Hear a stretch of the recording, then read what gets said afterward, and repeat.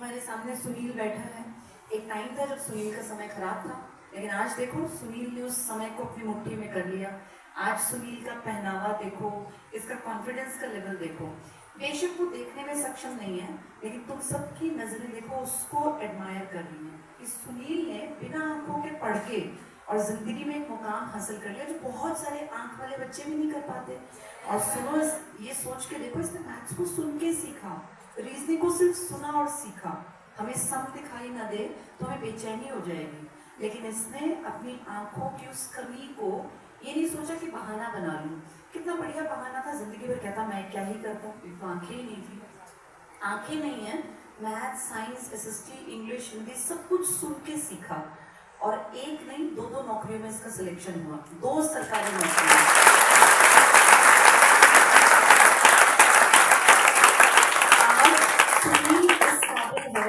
ये सुनील है, जिंदगी इसको किसी के सहारे की जरूरत नहीं पड़ेगी। ये इतना कमाता है, सरकार के पास इतना इसने अपना जगह बना ली कि इसकी जिंदगी बिना आंखों के भी आराम से कट जाएगी। तो देखो बेटा, ये होता है स्ट्रगल, और सबकी जिंदगी में स्ट्रगल के अलग अलग प्रकार हैं।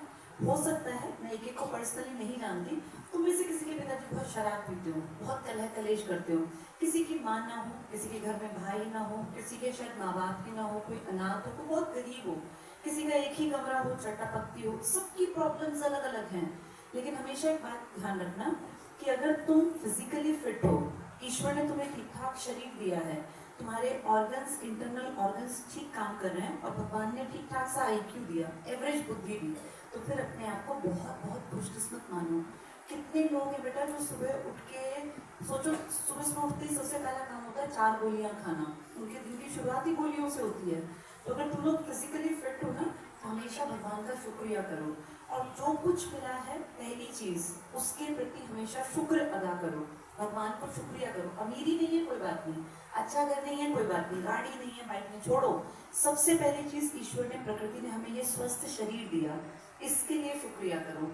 खुश रहने के ना बहाने ढूंढने होते हैं, खुशी किसी दुकान में नहीं मिलती।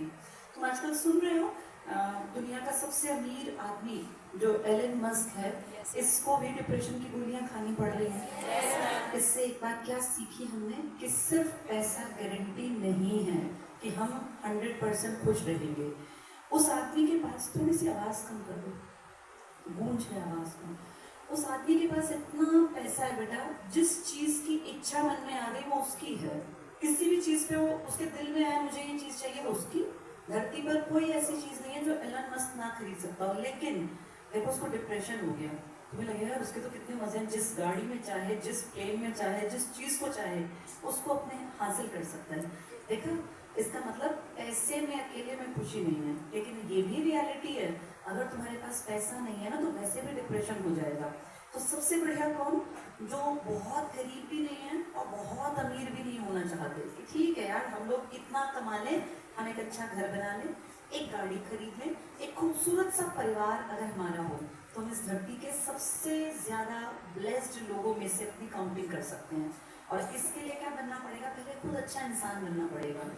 जो परिवार तुम्हें मिला है ना, हो सकता है तुम में से ज्यादातर के परिवार अच्छे ना हो। अमूमन लोअर मिडिल क्लास में बहुत सारी प्रॉब्लम्स होती हैं।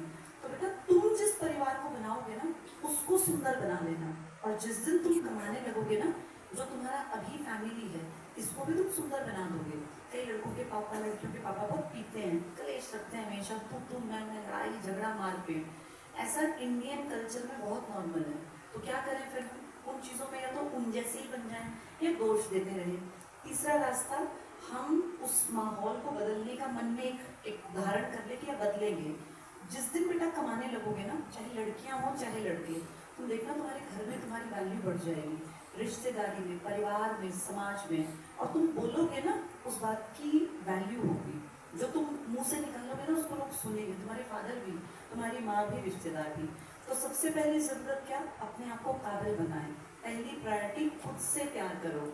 अपने आप से जो प्यार नहीं करता ना, उस जिंदगी में कुछ नहीं कर सकता। मैं इस धरती पे सबसे इम्पोर्टेंट मेरे लिए मैं हूँ। भाई अगर मैं ही हेल्दी नहीं हूँ, मैं स्वस्थ नहीं हूँ, मेरा मन दुखी है, तो फिर मेरे हस्बैंड, मेरे बच्चे, तो बहुत बात की बात है ना बेटा। पहली चीज मैं, अपने आप को प्यार करना गलत नहीं है, तो सबसे पहले तुम अपने आप से प्यार करो। हेल्दी डाइट लो, अच्छा खाना खाओ, अच्छी किताबें पढ़ो, अच्छी संगत बनाओ। पहले अपने ऊपर काम किया, काबिल बने, पढ़ लिख के काबिल बनो, फिर अपने से जुड़े लोगों को खुशियाँ बांटो, अपने परिवार के लिए काम करो। जिस दिन तुम लग जाओगे ना, अब जैसे गर्मियाँ आ गई, धीरे धीरे गर्मी बढ़ती जाएंगी, तुम में से कुछ लोगों के माँ बाप जो हैं गेहूँ काटने का काम भी तुम भी करते होगे, बहुत सारे लोग। तो सोचो इस लायक बन जाए कि गेहूँ काटने के लिए खुद ना मेहनत करनी पड़े।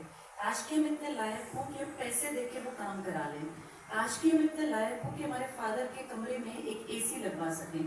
आज की हमारी माँ जब सर्दियाँ बहुत ठंड पड़ती है तो बर्तन मांजती फिरती है ठंडे पानी में सुबह रात में कि एक गीजर उसको किचन में लगवा के दे दे। अगर तुम्हारे घर में ढंग के सोफे नहीं है तो तुम अपनी कमाई से अपने घर में सोफे लगा लो, एक अच्छा सा फ्रिज खरीद लो, बढ़िया से एसी लगा लो, बढ़िया सा एलसीडी लगा लो, एक बाइक एक गाड़ी ले लो। ये सब सपने पूरे होते हैं बेटा।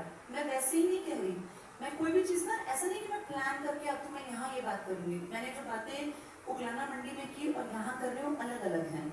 जो मैंने जिया वो मैं तुमसे साझा कर रही हूँ। ये सब ना सपने लगते हैं। तुम विश्वास नहीं करोगे, मेरे घर में गाड़ी नहीं थी। मेरे फादर ने सबसे पहले एक सेकेंड हैंड स्कूटर लिया था जब मैं 5वीं क्लास में थी। उसका नंबर मुझे, मैं बार बार बताती हूँ, मुझे उसका नंबर आज भी याद है। मुझे अपनी मर्सिडीज का नंबर याद नहीं है बेटा। बाहर खड़े मुझे कहेगा, मुझे शुरू के डिजिट भी नहीं पता, बस ये पता है तो 5400 है या 4500 कुछ नंबर है पीछे का, आगे का कुछ नहीं पता। और मुझे अपने फादर के उस सेकेंड हैंड स्कूटर का नंबर आज भी याद है। उसका नंबर था DAM 4271। यानी वो कितना दिल से अपना लगता था।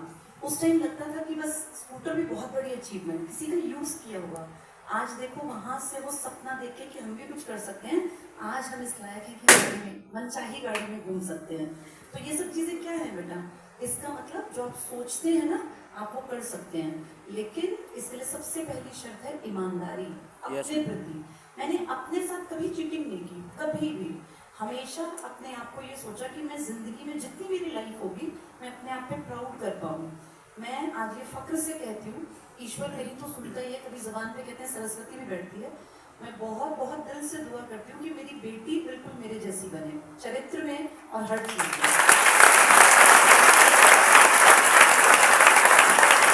और मैं ये सोचती हूँ कि मेरे बेटे की जो वाइफ है वो भी चरित्र में मेरे जैसी हो। मतलब मैं अपने ऊपर फक्र करती हूँ कि मैं बहुत साधन थी। और एक चीज और बताऊँ, ऐसा मत सोचना बिगड़ने के साधन पहले नहीं थे, हमेशा से थे। गलत लोग तो तब भी थे, आज भी हैं। तुम्हारे टाइम में डिस्ट्रैक्शन एक फोन है। इस फोन से बहुत सारे लोग अपनी जिंदगी बना लेंगे। तुम में से कुछ लोग जो अफोर्ड ना कर पाए, बहुत सारे तुम्हारे जानकार, वो देखो फोन की ऐप से पढ़ते हैं और ऐप से पढ़ के भी लोग आगे निकलते हैं। तो ये फोन ना हमारी ताकत साबित हो सकता है। और ये फोन तुम्हें ऐसा गड्ढे में लेके भी जा सकता है कि तुम शायद इंसान कहलाने की कैटेगरी से भी बाहर हो जाओ। इस फोन में तो सब कुछ है बेटा। इसमें इतनी गंदगी है कि तुम कब गिरोगे तुम्हें पता ही नहीं चलेगा, और इसमें इतनी अच्छाई है कि तुम कहाँ पहुंचोगे तुम्हें नहीं पता चलेगा। ये हम हैं जो ये डिसीजन लेते हैं कि मुझे बिगड़ना है या मुझे सुधरना है। जब भी कोई निर्णय लो तो हमेशा ये याद रखो कि मेरा ये निर्णय आज से 10 साल बाद मेरे जीवन पे क्या प्रभाव डालेगा। जैसे आजकल तुम लोगों की पीढ़ी में बहुत कॉमन रहता है, भैया गर्लफ्रेंड बॉयफ्रेंड है या इस तरह की बातें। बेटा ऐसा नहीं है कि गलत है, मैंने भी तो अपनी मर्जी से चयन किया ना, मैंने भी अपने जीवन साथी को अपनी मर्जी से चुना।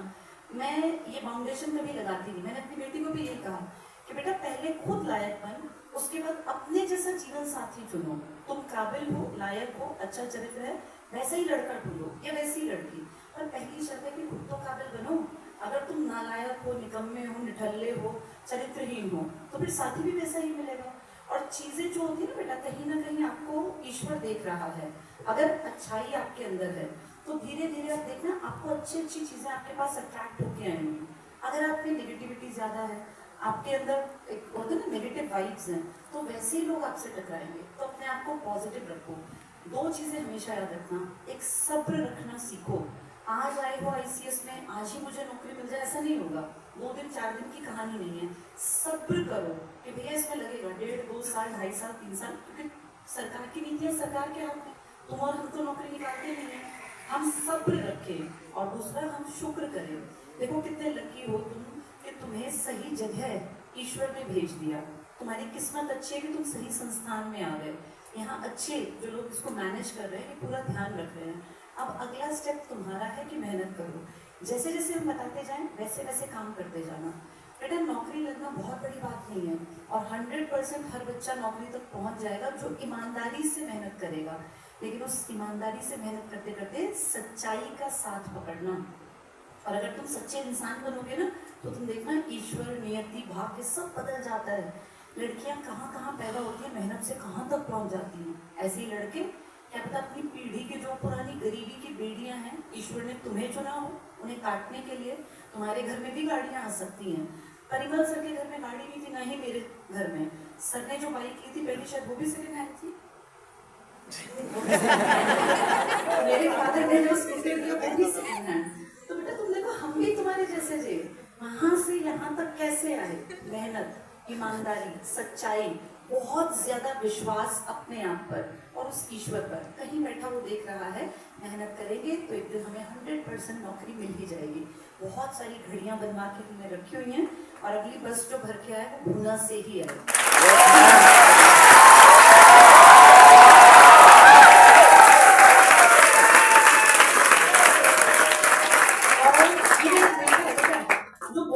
होते हैं ना, उनमें वो आग नहीं होती आगे निकलने की। जो चेहरों पे तुम्हारे पे चमक है ना, अमूमन वो थोड़ी गरीबी से, मुफलिसी से ही निकल के आती है। जो हल्की सी गरीबी हम देखते हैं ना, हम भी अमीर नहीं थे, वो अंदर पैदा होता है कि नहीं आगे बढ़ना है। मुझे भी एक दिन गाड़ी में जब हम खड़े होते थे ना, बस आती नहीं थी, बहुत देर खड़े रहते थे, तब लगता था यार इतनी काबिलियत इकट्ठी करनी है कि गाड़ी में चल सके, वेट ही ना करना पड़े।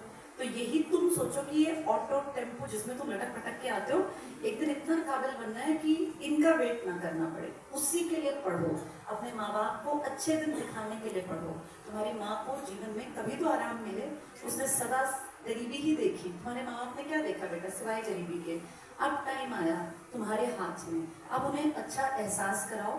एक दिन तुम्हारे पेरेंट्स भी प्राउड से आए और वो भी कहें कि हमारा बच्चा जो है लग गया। तुम्हारे फादर भी चौड़े होकर गली में निकले, तुम्हारी माँ भी प्राउड से गए मेरी बेटी लग गई। जो विश्वास हमने अपनी बेटी पे दिखाया, इसने तोड़ा नहीं, और इसने हमारे विश्वास को और बेहतरीन तरीके से समाज के सामने रोल मॉडल के रूप में पेश किया। तो मेरा बहुत सारा आशीर्वाद, प्यार और बहुत सारी शुभकामनाएं बेटा। खुश रहो, हमेशा चेहरे पे मुस्कुराहट रखो, क्योंकि मुस्कुराते चेहरे खूबसूरत अपने आप लगने लगते हैं। Thank you.